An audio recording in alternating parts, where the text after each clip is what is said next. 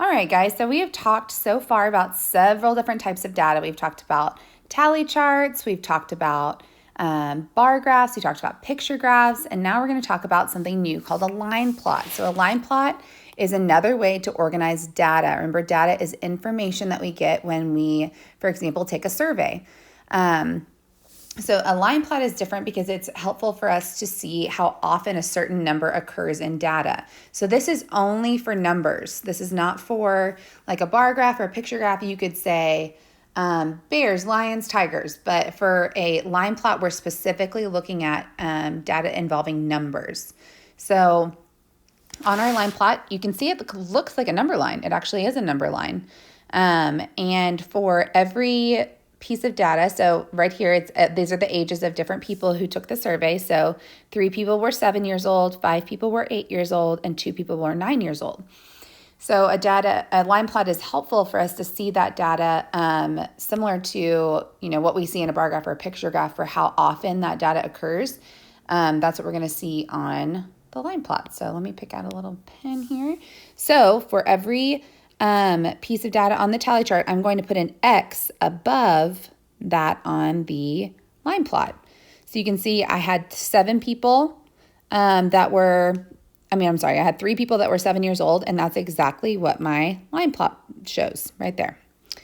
Okay, so now I'm going to look at how many people were 8 years old. Well, 5 people were 8 years old, so I'm going to put, I'm going to put 5 X's above. So we're going to use X's. You might also see this with dots sometimes, like little circles, but we're going to use X's whenever we are talking about line plots.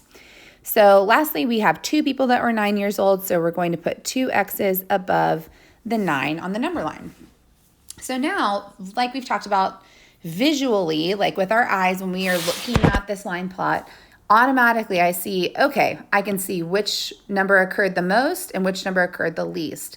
And that's helpful for me to say, okay, well, if these are the students in Mr. Sun's class, well, most of the people in Mr. Sun's class are 8 years old, and the least number of people are 9 years old. Okay, so again, it's just a visual way for us to see, instead of saying, okay, well, in this class, you're 8, you're 7, you're 8, you're 9, you're 8, you're 8, you're 7, you're 7, you're 9. I can see it very concisely on my line plot, so I can see which number occurred the most. That's what line plots are most helpful for, is which number occurs the most, occurs the least. All right, so let's look at another one. This one is the number of pets people have. Again, remember, line plots talk about numbers, so these are the number of pets that all of these kids have in this class. So let's make a line plot. Again, we're going to use X's to show this. So if I have 2 tallies next to the 1, that means that 2 students have 1 pet, and I'm going to put 2 X's above.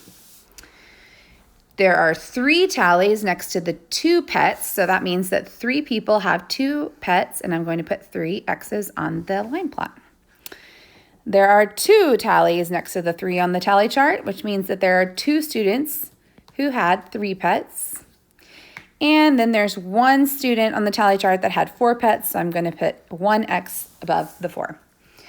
So I can see quickly that there are the most number of 2 pets is the most frequent number of pets that students in this class have, and 4 pets is the least frequent. So when we talk about frequent, it means how many times it's happening. All right, let's look at this last one. So this one is talking about the number of sisters people have. So again, we're talking about the number of sisters. Line plots talk about numbers. Okay, so 0 sisters. There are 2 people who have 0 sisters, so I'm going to put 2 X's above the 0.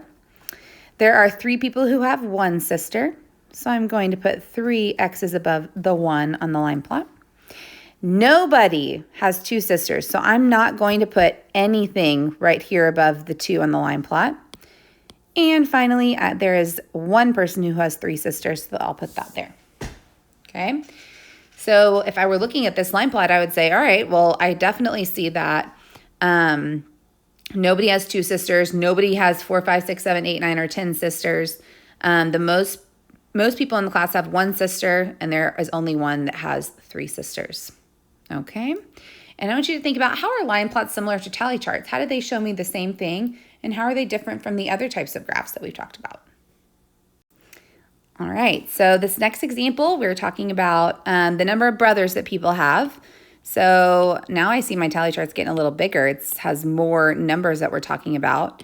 So there are 3 people who have 0 brothers. I'm seeing that on the tally chart. Remember, each of these tallies, and therefore each of these X's represent one person. So this is one person that has 0 brothers. Okay, there are 4 people who have 1 brother. 1, 2, 3, 4. There's nobody who has 2 brothers. There are 3 people who have 3 brothers. And there's 1 person who has 4 brothers. Okay, so we can see which number occurs the most and which number occurs the least amount of times. The least frequent and the most frequent. All right, so it's also important whenever you're making your line plot, you want all of your X's to kind of line up this way as well, so that you're not doing, you don't have like 1, 2, 3 X's here, but that doesn't line up with the 3 X's here, because then your data, it's not visual anymore. It doesn't make sense visually for you to see which one is the tallest, which means the most frequent. Okay, so make sure that when you're doing this, that you are making your X's the same size, that you're lining them up horizontally, meaning sideways, as well as vertically, okay? Let's look at another one. Let's look at the number of cousins that people have. Again, remember, line plots talk about numbers. So there are 3 people who have 4 cousins. 1, 2, 3. There are 4 people who have 5 cousins. 1, 2, 3, 4. There are 6 people who have 6 cousins. And look, I'm being very mindful of how big I'm making my X's and how I'm making them in a very straight line going up so that it's not crooked. I'm not making them different sizes. I'm being very mindful of that. Okay, and there are 5 people with 7 cousins. 1, 2, 3, 4, 5. Okay, so look right here. I can see very clearly. Look, this isn't a straight line up and down. This isn't a straight line. This isn't a straight line. This isn't a straight line. So you need to be very mindful of that too. And our last example is the number of ants that people have. So we've got 6 people who have 3 ants.